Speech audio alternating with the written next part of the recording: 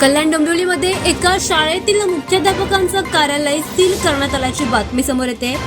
नेमकं हे प्रकरण काय आहे त्याबद्दल जाणून घेऊया। कल्याण डोंबिवली महानगरपालिकेने टिटवाळा येथील जी.आर. पाटील माध्यमिक शाळा आणि ज्युनियर कॉलेजवरील मालमत्ता कराचं कार्यालय सील केलंय।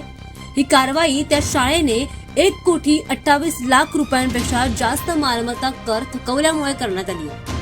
केडीएमसीच्या मालमत्ता कर वसुली विभागाने थकबाकीमुळे शाळेच्या मुख्याध्यापकांचं केबिन, कर्मचारी कक्ष आणि फी काउंटर आणि व्यवस्थापन कार्यालय सील केलं।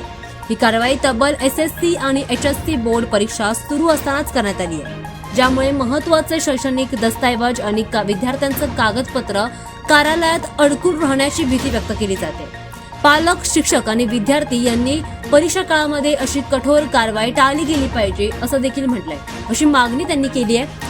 शाळा व्यवस्थापनाने दरम्यान आर्थिक अडचणी आणि इमारतीच्या नियमितीकरण प्रक्रियेचा उल्लेख केलाय।